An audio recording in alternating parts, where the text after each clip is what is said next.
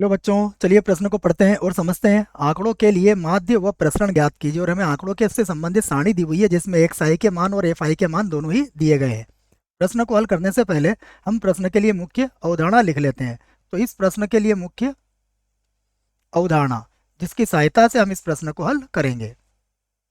मुख्य अवधारणा में हम प्रश्न से संबंधित सबसे पहले माध्य और उसके बाद प्रसरण ज्ञात करने के सूत्रों को लिखेंगे। सबसे पहले मैं माध्य ज्ञात करने का सूत्र यहाँ लिख देता हूँ। तो सबसे पहले आपको याद होना चाहिए माध्य। माध्य जो होता है उसे हम एक्स बार से व्यक्त करते हैं और एक्स बार बराबर होता है 1/n अर्थात सिग्मा एफ आई। और ये होता है, इसका संक्षिप्त रूप लिख रहा हूँ बच्चों, नहीं तो आप इसको ऐसा भी लिख सकते हैं, आई बराबर 1 से n तक। और ये हो जाएगा एफ आई एक्स आई के बराबर। उसके बाद प्रसरण का सूत्र भी आपको याद होना चाहिए, ये भी मैं लिख देता हूँ। प्रसरण बराबर होता है 1/n। 1/n, एन का अर्थ होता है सिग्मा एफ आई। और यहाँ पर होता है समेसन आई बराबर 1 से लगा के n तक, ये होगा एफ आई। और उसके बाद आ जाएगा एक्स आई माइनस एक्स बार, और इसका क्या हो जाएगा बच्चों, वर्ग। तो ये दो सूत्र हैं जिसकी सहायता से आपको प्रश्न को हल करना पड़ेगा। बस याद रखें कि जहां जहां ये जो मैंने n लिखा है, ये क्या है हमारा, यहाँ पर जो n है वो किसके बराबर है, वो समेसन एफ आई होता है बच्चों। इसमें भी क्या, आई बराबर 1 से n तक होता है। ये सब जानकारी आपको होना चाहिए। आइए अब हम इससे संबंधित सारणी को तैयार कर लेते हैं। सबसे पहले मैं लिखता हूँ एक्स आई के मान जो मुझे दिए गए हैं। यहाँ से लिख लेते हैं एक्स आई के मान। एक्स आई के मान में पहला मान है 6, उसके बाद दिया गया है 10, 10 के बाद है 14, 14 के बाद है 18, 18 के बाद दिया गया है 24, 24 के बाद है 28 और 28 के बाद है 30। ये मान हमें एक्स आई के दिए गए हैं। अब हम यहाँ पर लिखेंगे एफ आई के मान, ये भी हम यहीं से लिख लेते हैं। ये होगा 2, उसके बाद है 4, 4 के बाद है 7, 7 के बाद है 12, 12 के बाद है 8 और 8 के बाद है 4 और 4 के बाद है 3। हमें इसका योगफल भी अभी करना होगा। अब हमें माध्य ज्ञात करना है तो हमें क्या चाहिएगा, एफ आई एक्स आई। तो यहाँ पर हम अगला स्तंभ बना लेते हैं एफ आई एक्स आई का। और एफ आई एक्स आई के मान में यहाँ पर रख देता हूँ। एफ का 1 से गुणा करेंगे तो देखिए सबसे पहले हो जाएगा 12, उसके बाद हो जाएगा 40, 40 के बाद फिर हो जाएगा 98, 14 का बड़ा 7 बार बोलिए आप, तो ये होगा 98।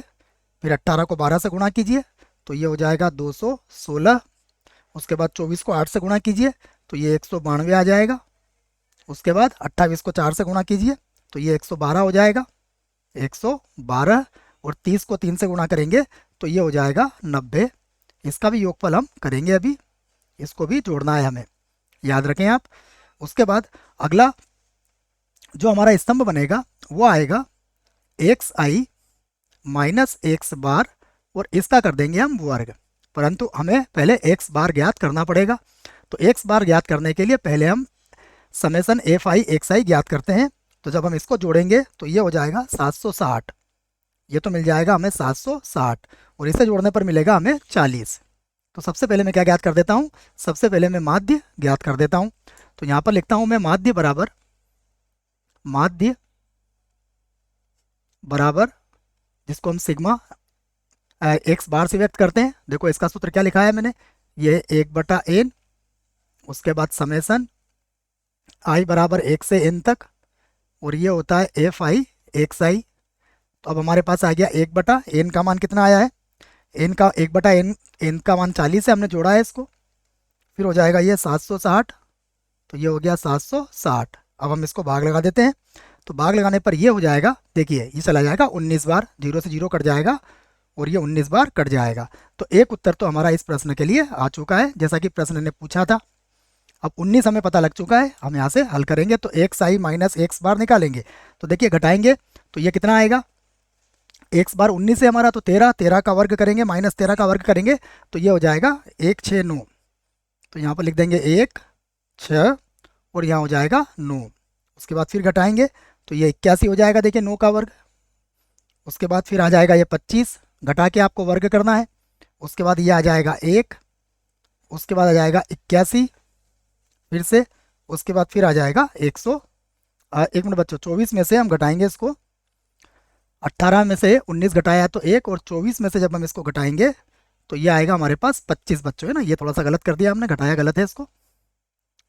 ये लीजिए फिर से घटा देता हूँ मैं, देखिए 24 में से जब घटाएंगे 19 को तो कितना बचेगा हमारे पास, 5 का वर्ग 25 हो जाएगा, तो यहाँ पर हमें लिखना है 25। उसके बाद यहाँ हो जाएगा 81, और यहाँ पर हो जाएगा 121। इसको आगे बढ़ाते हैं, परंतु अभी हमें एक और मान ज्ञात करना है।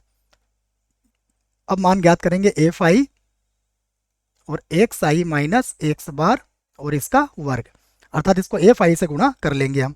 तो गुणा करने पर यह आएगा 338 हो जाएगा। उसके बाद ये 324 हो जाएगा, एफ आई से गुणा कर रहे हैं हम इसको। उसके बाद ये 175 हो जाएगा, गुणा करना अच्छे से आना चाहिए। उसके बाद ये 12 कम 12 12 ही हो जाएगा।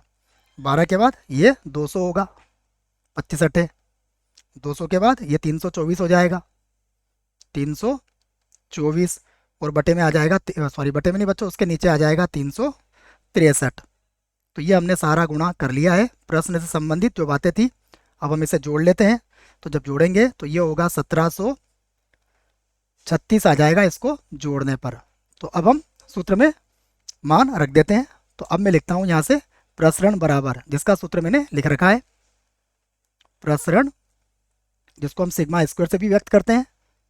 प्रसरण बराबर होगा 1/n, जिसका सूत्र मैंने लिख दिया है 1/n, और उसके बाद होगा समेसन, ये होगा एफ आई, उसके बाद एक्स आई माइनस एक्स बार का वर्ग, ये था बच्चों, है ना। बटे में हमने एक एन लिख ही दिया है, इसलिए यहाँ पर अलग से बटा लगाने की हमें कोई आवश्यकता नहीं है। ठीक है, तो अब हम यहाँ पर मान रखते हैं, देखिए तो बराबर ये होगा 1/, और कितना हो जाएगा 40। उसके बाद गुणा, इसको हमने जोड़ने पर कितना आया है, ये जोड़ने पर आया है 1736, ये हमने सारणी से रख दिया मान। इसको 40 से भाग लगा देते हैं, इसको 40 से भाग लगाएंगे तो ये हो जाएगा 43.4। तो एक उत्तर और हमने यहाँ पर प्राप्त कर लिया है। 2 उत्तर हमारे आ चुके हैं, यही पूछा गया था। आशा करता हूँ आपको इस प्रश्न का उत्तर समझ में आया होगा। धन्यवाद।